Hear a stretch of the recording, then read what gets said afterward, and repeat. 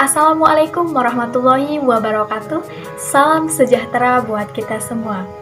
Pada video kali ini, kita akan belajar materi fisika kelas 11 tentang gelombang bunyi dan cahaya.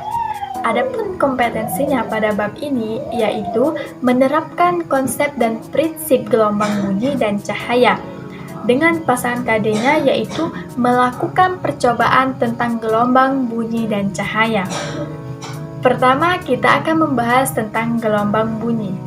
Nah, dimanapun dan kapanpun kita berada, kayaknya kita nggak bisa deh lepas dari yang namanya bunyi.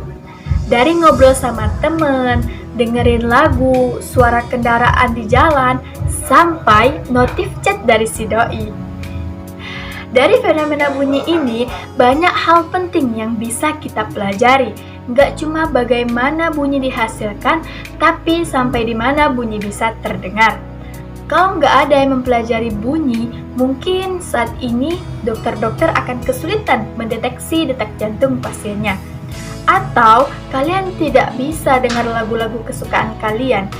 Untungnya, para fisikawan dan insinyur mempelajari fenomena ini sampai alat-alat ini ada. Tapi, nggak hanya fisikawan dan insinyur saja loh yang mempelajari tentang bunyi. Ada juga ahli biologi yang mempelajari tentang bunyi untuk tahu gimana sih hewan-hewan seperti gajah, kelelawar, atau bahkan hewan hidup dalam laut seperti lumba-lumba, dan lain-lain. Keren kan? Nah, supaya kalian nggak kalah kerennya, mending kita langsung aja yuk mempelajari tentang bunyi ini.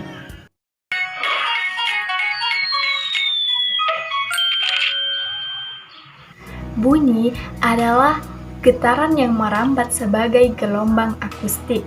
Artinya, bunyi adalah gelombang. Ada dua jenis gelombang berdasarkan arah rambat, gelombang transversal dan gelombang longitudinal. Gelombang pada tali dan ombak pada laut adalah contoh dari gelombang transversal yang merambat tegak lurus dengan arah getaran. Nah, gelombang bunyi adalah gelombang longitudinal yang merambat searah dengan arah getaran. Gelombang bunyi merambat dengan cara merapat dan merenggangkan udara atau medium di sekitarnya. Tapi ingat ya, bunyi perlu medium untuk dapat merambat dan terdengar. Prinsip merapat dan merenggangnya udara ini digunakan pada speaker untuk menghasilkan suara. Ngomongin soal bunyi, pasti kalian pernah dengar kan yang namanya nada? Ada nada yang tinggi dan ada nada yang rendah. Tapi, apa sih nada itu? Nada adalah bunyi teratur yang memiliki satu frekuensi. Tinggi rendahnya pada nada tergantung pada besar kecilnya frekuensi bunyi.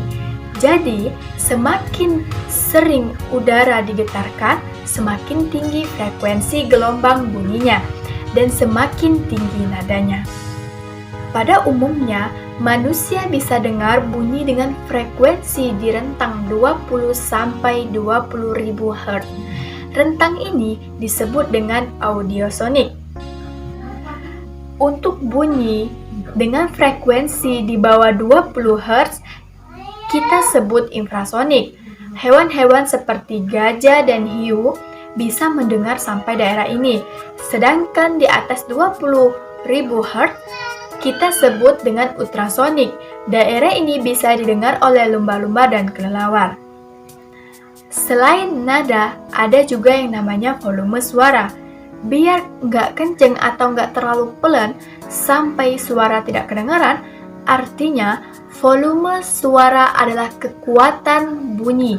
Kekuatan bunyi tergantung sama amplitudo gelombang bunyi. Semakin besar amplitudonya, semakin kuat juga bunyinya. Kekuatan bunyi biasanya dinyatakan dengan intensitas bunyi atau I, yang didapat dari gaya gelombang bunyi atau P dibagi luas permukaan yang dijangkau bunyi atau A. Selanjutnya, yang kedua kita akan membahas tentang gelombang cahaya. Gelombang cahaya berdasarkan arah getarnya, gelombang cahaya termasuk gelombang transversal, yaitu yang arah getarnya tegak lurus dengan arah rambatnya.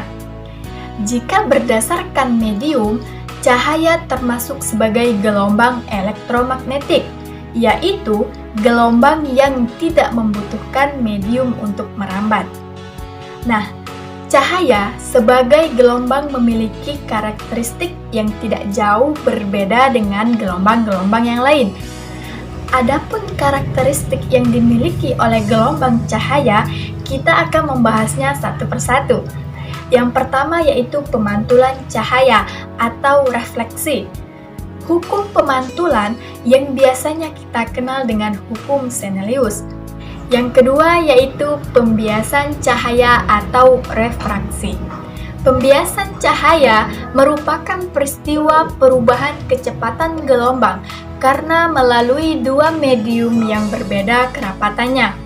Yang ketiga yaitu penguraian cahaya atau dispersi. Contoh peristiwa dispersi adalah terbentuknya warna pelangi. Ya, Mejikuhibiniu. Terbentuknya pelangi tersebut itu adalah contoh karakteristik penguraian cahaya, yaitu dari cahaya putih diubah menjadi cahaya merah, jingga, kuning, hijau, biru, nila, dan ungu. Nah, kira-kira seperti ini. Ini adalah cahaya putih terus melewati prisma, maka dia akan diuraikan atau mengalami dispersi, diubah menjadi cahaya monokromatis. Yang keempat yaitu interferensi cahaya atau penggabungan. Nah, dalam interferensi cahaya atau penggabungan hanya dapat terjadi dua berkas cahaya yang koheren. Nah, koheren apa yang dimaksud?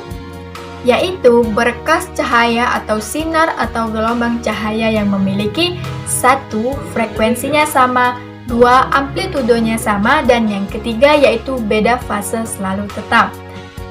Nah, jika ada dua berkas cahaya koheren bertemu, maka akan terjadi interferensi atau penggabungan. Nah, ada dua jenis interferensi cahaya, yaitu satu, ada penggabungan yang saling menguatkan dan ada juga penggabungan yang saling melemahkan. Oke teman-teman, di video ini kita udah belajar tentang apa itu bunyi dan gimana dia dihasilin, nada dan intensitas bunyi, dan gelombang cahaya. Semoga bermanfaat. Wassalamualaikum warahmatullahi wabarakatuh.